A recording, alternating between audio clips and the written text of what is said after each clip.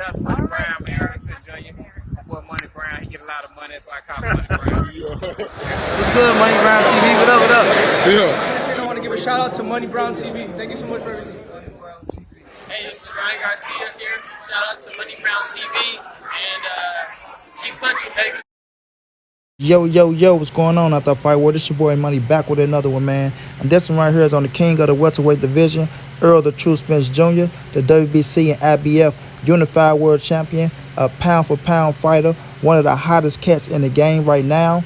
And then we have the former Unified Welterweight Champion, Keith one-time Thurman, that Florida boy, one time. All it takes is one time. But Keith Thurman came out and said that he's going to chase Errol Spence to the 154-pound division to get him a scrap. You understand me? Now, we all know Errol got his big fight coming up against Manny Pacquiao August the 21st, right?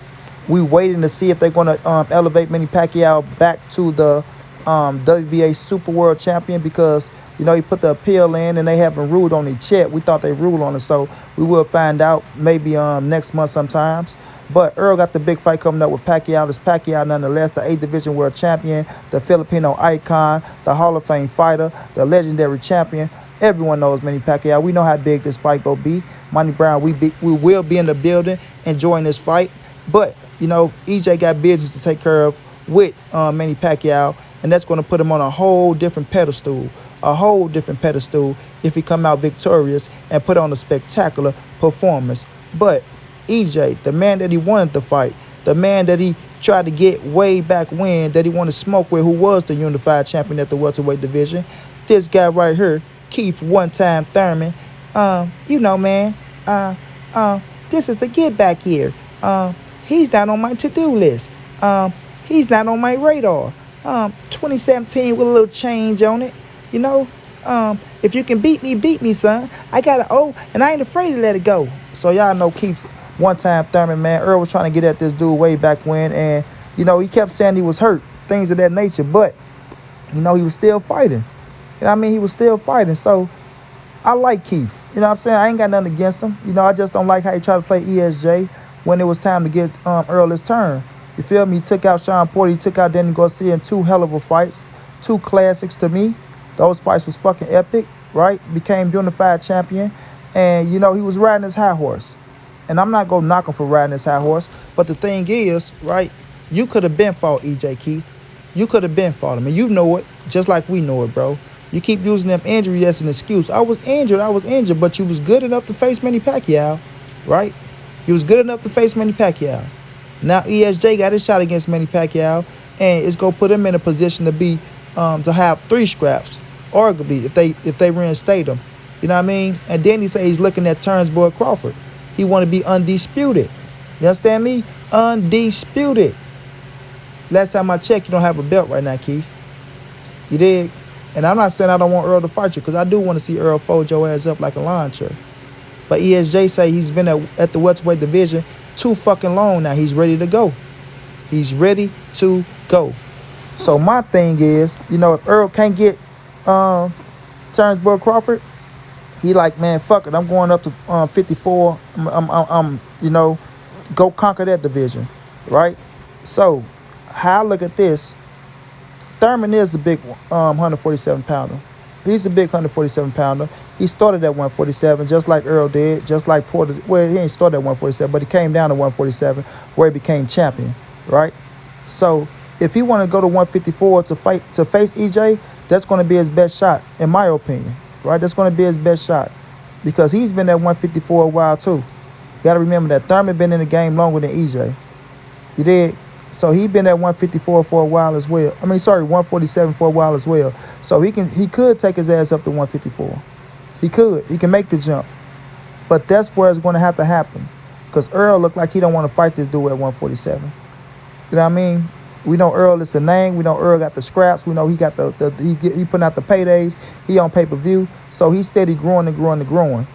You know, Keith got to come back, and not saying he got to do nothing spectacular, because Keith Thurman is still a top fucking welterweight. Let's get that understood, right? Only lost to Manny Pacquiao.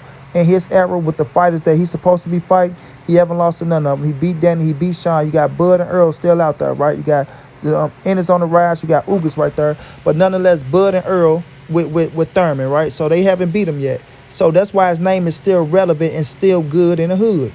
That's why his name is still relevant and still good in the goddamn hood. I do have Keith Thurman as the number 3 welterweight in the world. Errol Spence, Terrence Bud Crawford, Keith Thurman.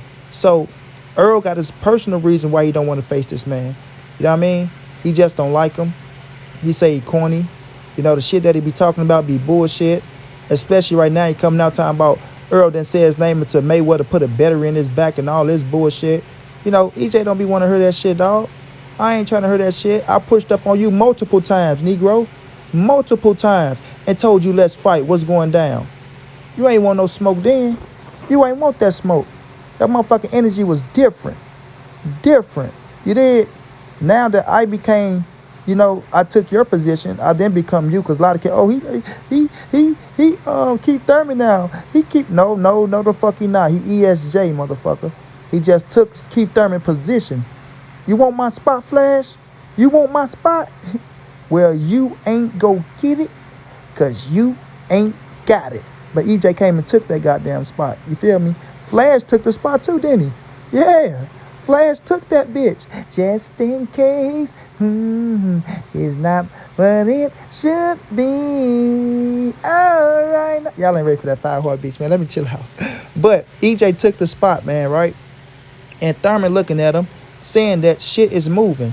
And that's how he wanted that position Errol got now. Let me say that. Thurman wanted the position that Errol has now. He wanted to be the guy that everybody has to face. He wanted to be the pay-per-view star. He wanted to go beat Manny Pacquiao, get that third scrap, right? Well, he didn't have a third scrap. I'm sorry. He had Manny Pacquiao took Thurman title. But he wanted to beat Manny Pacquiao and be on that plateau. Because if Keith Thurman would have beat Manny Pacquiao, it would have still put him as the number 1 welterweight in the world. Even though he was out for that little injury, he came back to face Jose Cito Lopez. It would have proved something. Like, shit, Thurman wouldn't have beat Pacquiao still. So ESJ and Terrence Bud Crawford still got to beat him, but he ended up losing, right? And then he ended up going on his hiatus for 2 fucking years. You feel me? Ain't fought since. And now you see ESJ about to take on Manny Pacquiao. He went and had a crash and some more shit and still came back. And now he finna take on Manny Pacquiao. You feel me? So Errol is in a position that Thurman wanted to be in. You did? And he's going to take it further, bro. He's going to take it further. But why I think this fight could happen at 154 is because when EJ go to 154, he's not going to be the unified champion. Or he probably, you know, it's going to take him, I ain't going to say take him some time to get a title, depending on what happened up there with Jamil Cholo, because, you know, EJ and Mil, they brothers. I ain't trying to start no shit between Errol and Mil, but the facts are the facts. If he go to 154 and he holding all the fucking titles, Errol want to be a world champion, what the fuck is going to happen? You know what I mean? Either he go drop 2 belts or y'all going to have to fight. This the fight game. It's the hurt business, baby. We still friends. We still brothers. But look, when it come to feeding y'all families, y'all got to do what y'all got to do. Period. And if Mel ain't talking about dropping them titles, EJ, you need to be a world champion, then something got to shake, baby. I'm going to bake a cake, baby. You feel me? But at the end of the day, right, when Thurman go to 154, it's a great fucking fight. It's still a great fight. It's a great fight at 147. Keith Thurman is still a relevant name. He's still a relevant name, bro. He's still good for the sport. You still need that on your resume. That is a top dude right there, bro. That's a top dude, EJ. I know you got your personal feelings, bro, why you don't want to fight him. But if you can get him at 54, like you don't want to fuck with him at 47, I get it, bro. I get it. But if you go to 54, you need a name, bro. Keith Thurman is still a name. He's still a name. And I want that fight. There's a lot of people that still want to see you fold his ass up, bro. You feel me? That shit is good for the resume. It's good for the history books. And it's good for a payday. And I mean, nobody can say they won't buy Errol Spence and Keith Thurman on pay-per-view. Nobody can say that shit.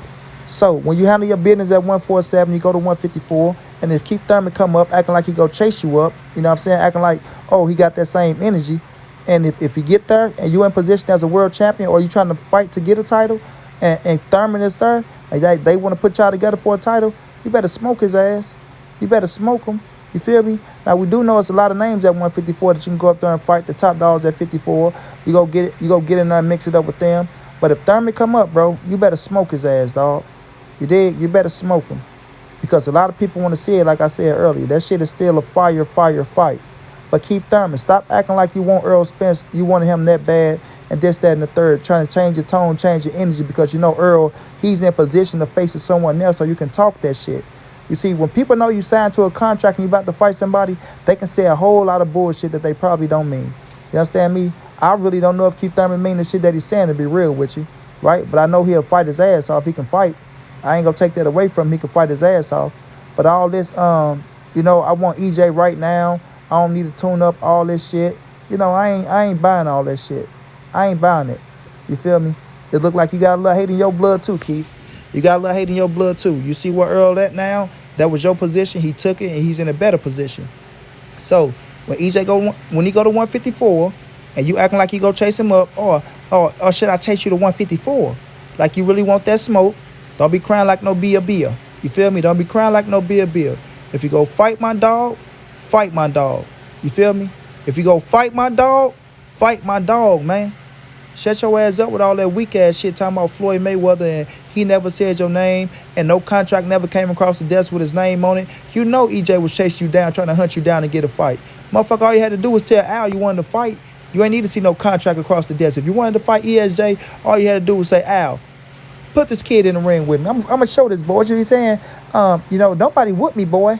Nobody whooped me, boy. You should have told Al to put that contract right there and your ass would have signed it. Al would have made it happen.